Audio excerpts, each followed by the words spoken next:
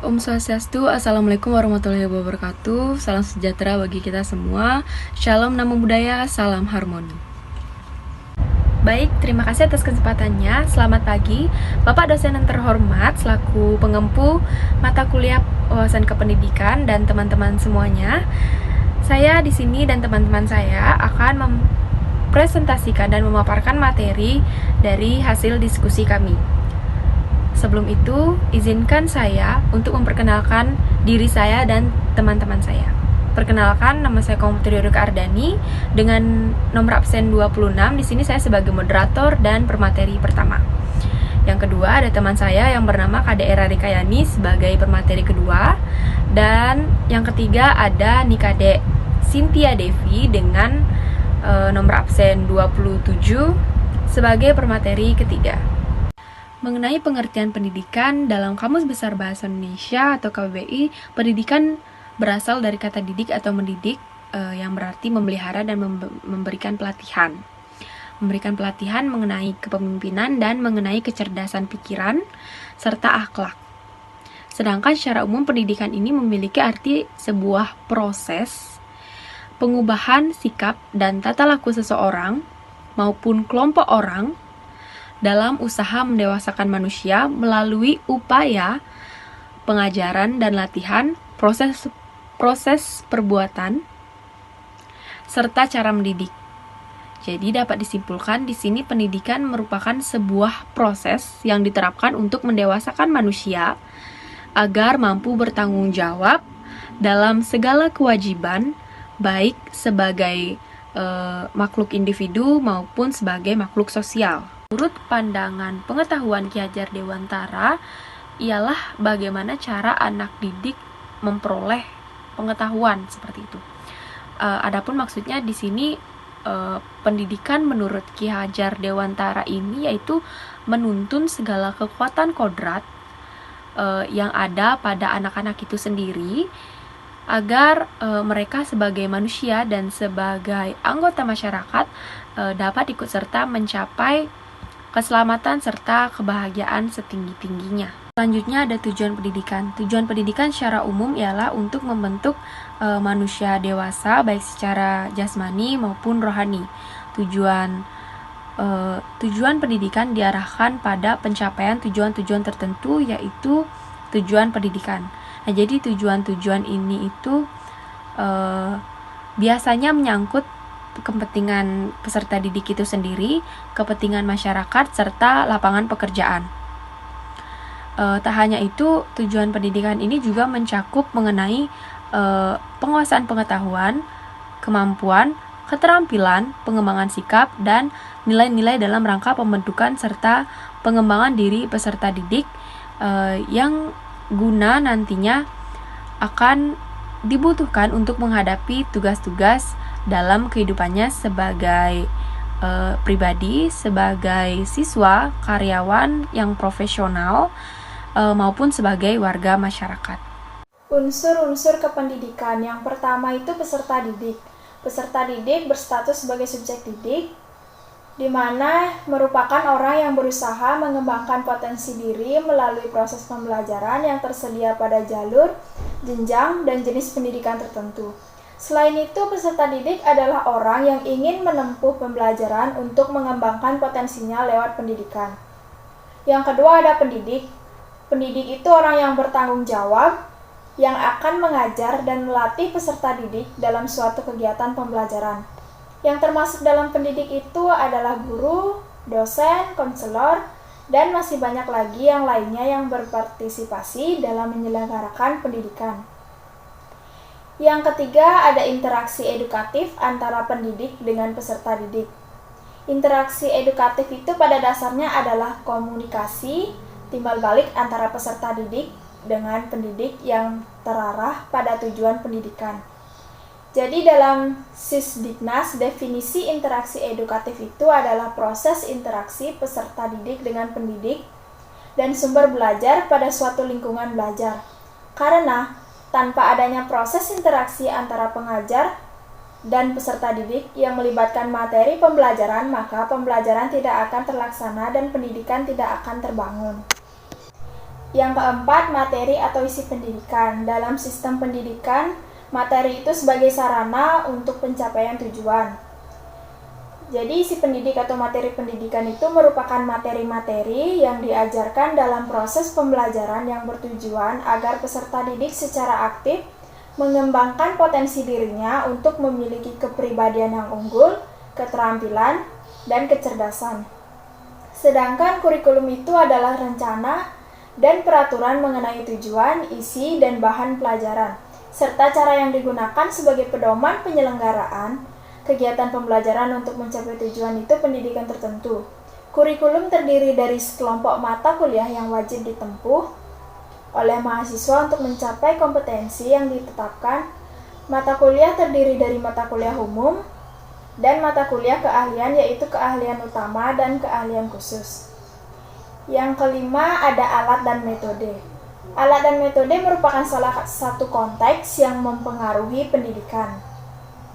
Jadi alat yang dimaksud di sini adalah berbagai alat dan media pembelajaran yang dapat menyokong hingga mengembangkan lingkungan pembelajaran menjadi lebih kondusif dan efisien dalam pelaksanaannya. Alat dapat sederhana seperti spidol, papan tulis, proyektor untuk menampilkan media pembelajaran slideshow, presentasi, hingga ke media pembelajaran berbasis TIK. Alat pendidikan media sosial itu misalnya IT, internet teknologi, handphone, televisi, radio, dan lain-lain. Metode pendidikan itu dibedakan menjadi dua, bersifat preventif, yaitu mencegah terjadinya hal-hal yang tidak dikehendaki, misalnya larangan, pembatasan, peringatan, bahkan juga hukuman, dan bersifat kuratif, yaitu memperbaiki, misalnya ajakan. Contohnya nasihat, dorongan, pemberian kepercayaan, saran, penjelasan, bahkan juga hukuman. Yang keenam, ada perbuatan pendidik. Perbuatan pendidik itu merupakan kegiatan yang dilakukan oleh pendidik ketika menghadapi peserta didik. Jadi perbuatan pendidik itu merupakan kegiatan yang dilakukan oleh pendidik ketika menghadapi peserta didik. Tata cara dan sikap seorang pendidik dalam penyampaian pembelajaran juga menunjang perkembangan peserta didik. Pendidik harus menghindari sikap menekan mental peserta didik, karena hal ini sangat berpengaruh terhadap pendirian, mental, serta perkembangan pengetahuan peserta didik. Yang ketujuh, yaitu ada tempat pendidikan berlangsungnya pembelajaran. Yang dimaksud di sini lingkungan pendidikan itu merupakan tempat manusia berinteraksi timbal balik sehingga kemampuannya dapat terus dikembangkan ke arah yang lebih baik lagi. Lingkungan pendidikan berpengaruh pada tercapainya tujuan pendidikan. Lingkungan belajar itu meliputi sarana dan prasarana belajar seperti ruang kelas yang memadai, tersedianya ruangan yang praktikum, kenyamanan dalam belajar, dan lingkungan luar tidak berisik. Apa itu pendidikan sebagai sistem? Pengertian pendidikan sebagai sistem. Istilah pendidikan berasal dari bahasa Yunani yaitu pedagogi. Dapat diartikan sebagai bimbingan yang diberikan kepada anak.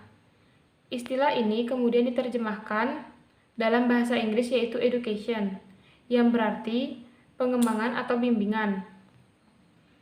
Pendidikan itu sendiri pada dasarnya adalah usaha untuk membina pertumbuh kembangan potensi sumber daya manusia dengan cara mendorong kepribadian baik di bagian jasmani maupun rohani.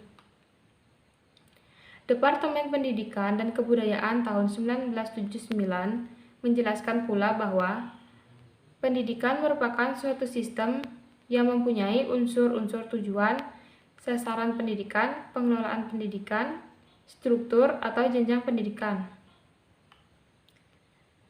Pendidikan sebagai suatu sistem adalah pendidikan yang terdiri dari unsur atau elemen yang dalam suatu kegiatannya saling terkaitan secara fungsional, sehingga dapat suatu kesatuan yang terpadu dan diharapkan dapat mencapai tujuan. Selanjutnya, komponen pendidikan. Dalam suatu komponen pendidikan yang dapat membentuk pola interaksi atau saling mempengaruhi satu sama lainnya. Komponen pendidikan tersebut antara lain adalah yang pertama ada tujuan. Tujuan komponen pendidikan merupakan suatu komponen yang sangat penting dalam proses pembelajaran pendidikan itu sendiri. Tujuan pendidikan sangat diinginkan oleh seluruh pendidik agar peserta didik dapat mencapai tujuan dengan tidak bertentangan pada hakikat perkembangan peserta didik dan diterima sebagai nilai hidup yang baik. Yang kedua ada pendidik. Guru atau pendidik merupakan jabatan fungsional yang memiliki kedudukan untuk menunjukkan atau memberikan tugas, tanggung jawab, wewenang, dan suatu hak kepada seorang PNS dalam suatu organisasi yang pelaksanaan tugasnya berdasarkan keahlian dan keterampilan tertentu. Menurut Dr. Ahmad Tasfir, guru atau pendidik adalah siapa yang bertanggung jawab terhadap perkembangan anak didik, baik dari segi potensi, kognitif, efektif, maupun potensi psikomotorik. Tugas guru dalam pandangan Islam adalah mendidik. Mendidik merupakan tugas yang amat sangat luas. Sebagian dilakukan dengan cara mengajar, sebagian ada yang dilakukan dengan cara memberikan dorongan, memberikan contoh, atau suri tauladan, menghukum, dan lain-lain. Yang ketiga, ada pendidik. Peserta didik merupakan orang. Yang ketiga, ada peserta didik.